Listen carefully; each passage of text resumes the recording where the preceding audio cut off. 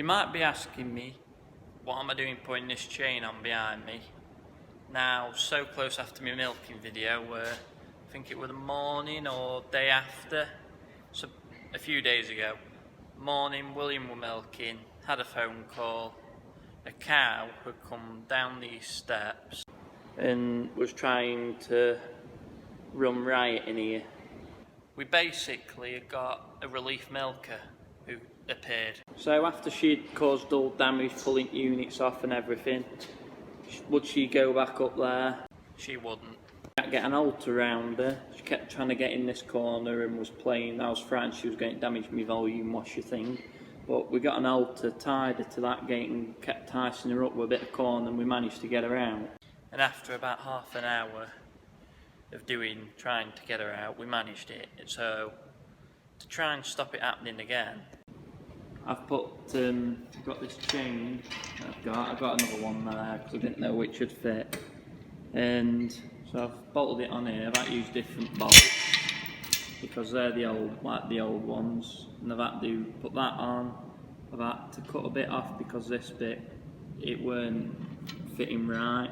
The longer, because the chain it don't go right through, so these old ones won't work.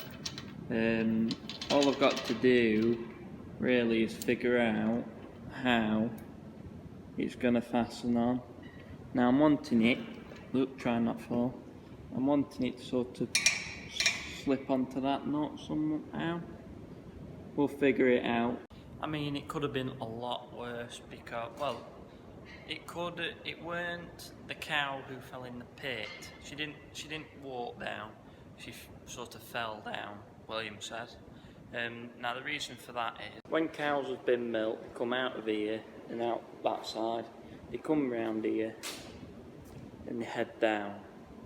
Now, if I can sort of, there we go. So the cows that are being milked, waiting to be milked, are all in that yard, and after a bit you can open that gate when they come to the back of here.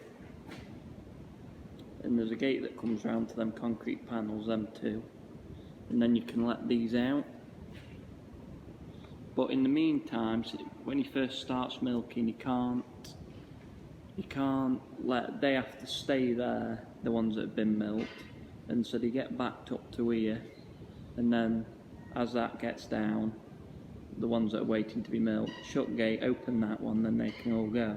But the problem was, cows weren't playing ball, and they backed up so much, they back up in here sometimes, and one's pushed one into the pit when they get crammed. They don't get crammed, but you know what I mean, when they get in a tight space and they start fighting, and the cow that fell in the pit was bulling, so that didn't help. So it sort of was one of them, so hopefully the chain will just stop it from happening again. Now just putting my trusty cap back on. Get me mallet.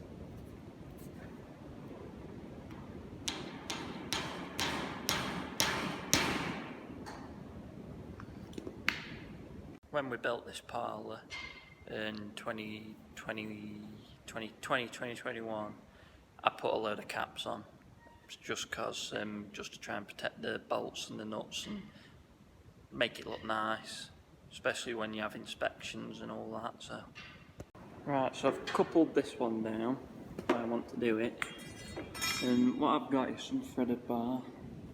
Now what I'm thinking is, take this out, put threaded bar in, bend it round, so if it comes to about here, bend it round, and then hopefully bend it up.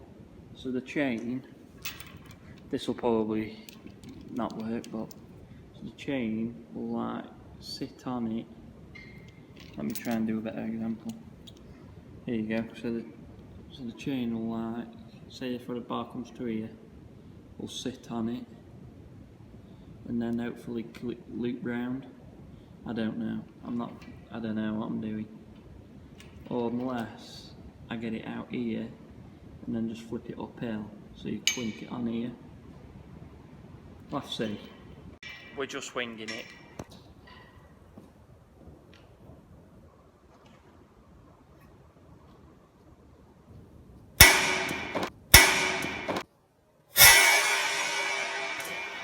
Okay, that didn't work, as you saw, so I've come up with a new idea. Put my threaded bar in, bolt here, bolt there, and then this overhang. Cut another lump of that. I might have some other stuff in the shed, and then just weld a little tip up. I think that's probably the best thing to do. So bear with me, I'll be practically 1 second to you, but I'll be half a day for me, right? Right, so we've had developments. So this is what I have produced. So it just wants bolting in here, through there. So I'll be about 2 seconds again. What I am also going to do is, when I've finished, because it's parlour and you don't want things to rust out, I will paint it, and I'll put cap on the bolt at the front just so it hides that from any rust out, but whether it'll stop there, I don't know. Because cows like rubbing on it. I don't know if I did do that, and the one over there, but them on the inside are pretty easy to do because cows can't hit them the same, whilst that one they'll easily scratch and knock it off.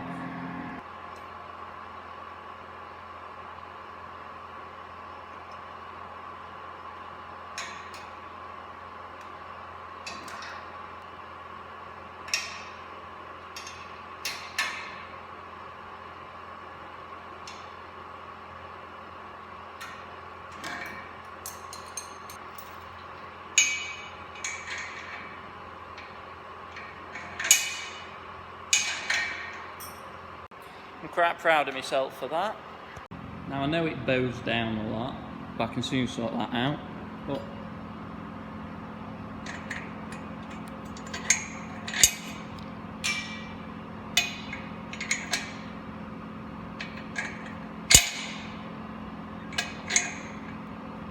now I know cows could easily knock that off, because if one came and started scratching on it, it wouldn't probably take it too much for it to scratch it up, like that. I mean, if I push on it,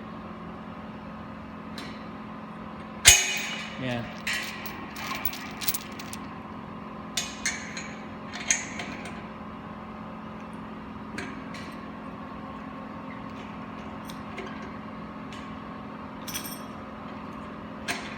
But what I could do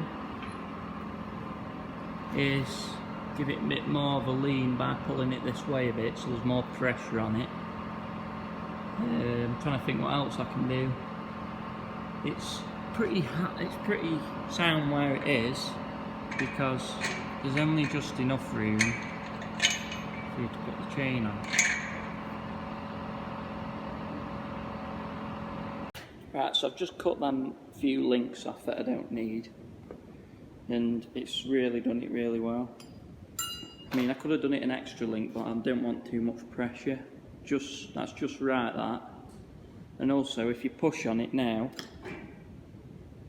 it doesn't come off. There was too much sway in it last time, as you saw, when it flipped off. Now, if you just push on it, I'm really pushing on that and it's not doing it. You have to proper put pressure on this part. So, I'm happy at that. I hope it gets everyone's approval on the old interweb. But what I'll quickly do now, just because it's milking time now, go and fetch cows, is I'll quickly run round, get some spray, some galvanised spray, and just come and spray it, make it just protect it against rusting away and everything. And tidy all this up. And there we go.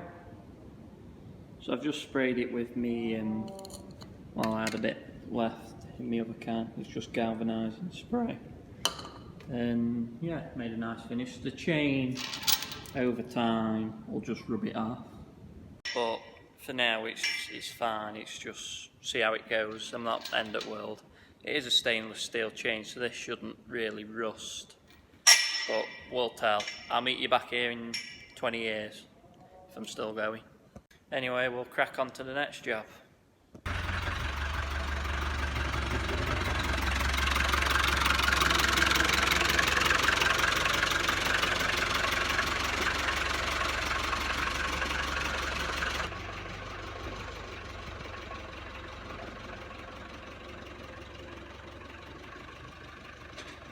So for anyone who watches me, you know, poor you for a start, you'll see that we're Massey Ferguson's, and today what I thought I'd show you were a bit of a rarity.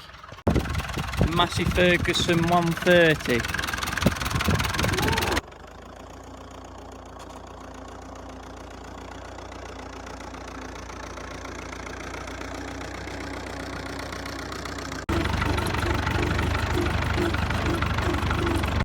So I hope you can hear me, but this tractor gets used now for fetching cows in. Whilst in the winter it gets used, my dad uses it twice a day. He scrapes out in the morning sheds where I can't get with my scraper tractor because I use the 135 with the flexi cab where it won't go in a shed where there's cubicles. And of course this will. There's the cow that fell in the parlour.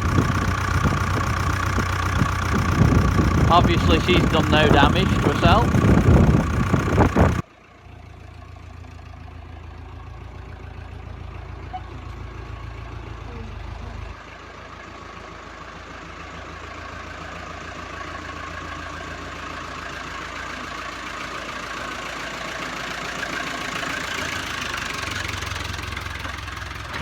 So this tractor is a 1963, I think. Don't hold me to it. I think it's 1963.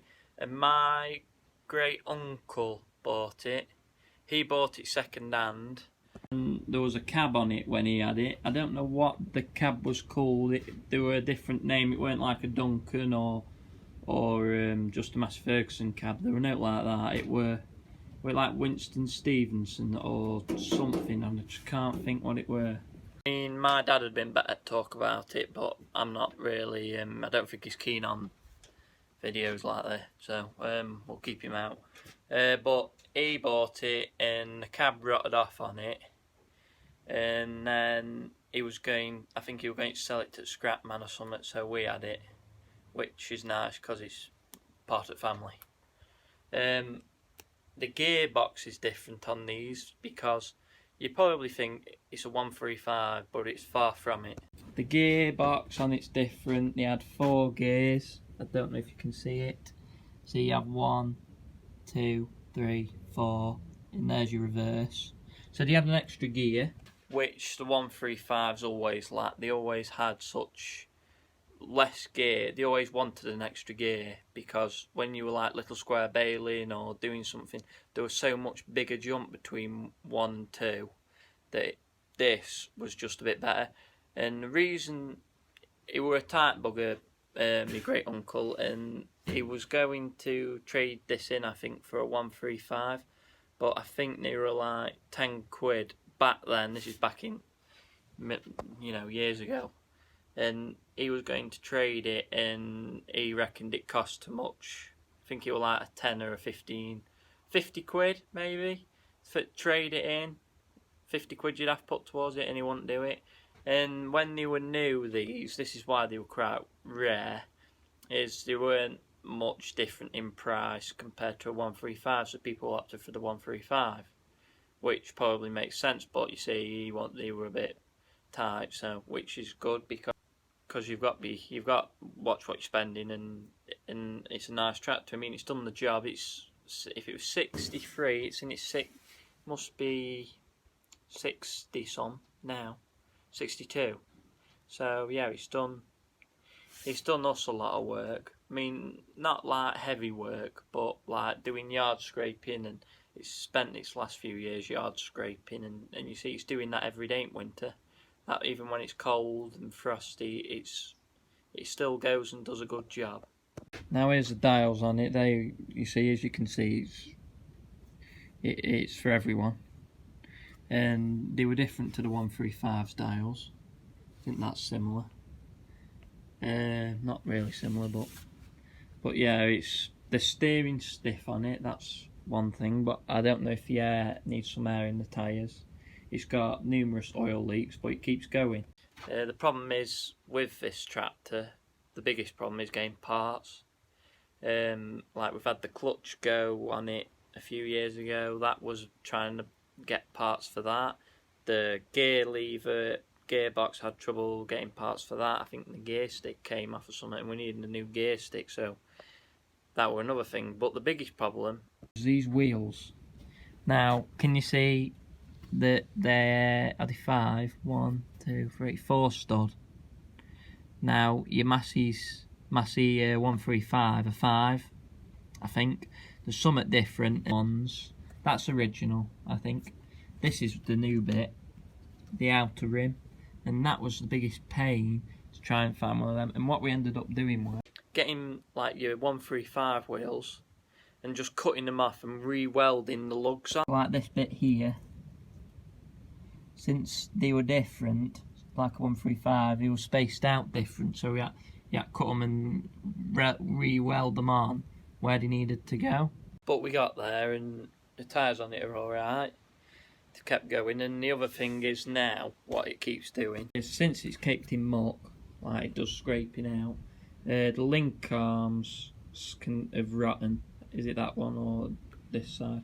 They've gone rotten, and it's so hard. They're not like Massey 135 link arms.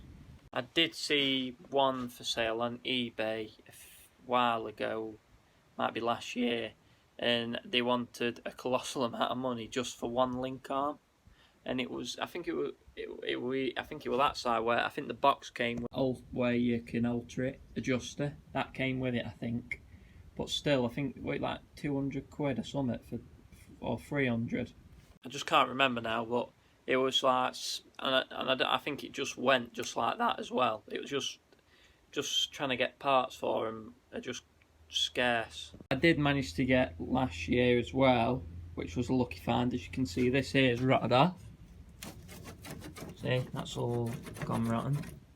I don't know about mud guards. See that they're going. But I did manage to get a new one, which I have got hung up in here somewhere. For both sides, the pedals, the clutch side and the brake side. So I have that one ain't so bad. That one would probably do a bit longer, but this one's gone rotten. It's just held on with string till I could have found another, but it wants swapping really when at some point.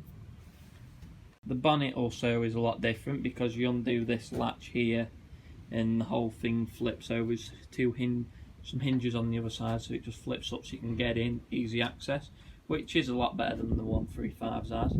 There's no foot throttle on this either, it's all, that's your foot throttle. But yeah, they're not, have seen these tractors for sale, and they aren't a massive amount of money. They're not up there, they're not that rare, or you know, not sitting on gold era, but a 135's a lot superior compared to these. They were a lot kicked off a bit better. But yeah, well, I just thought I'd come and show you this because it's a French built 130. So yeah, I've hope you've enjoyed this video, and sorry if it's a bit short. It's not my usual, but yeah, I'll catch you in the next one.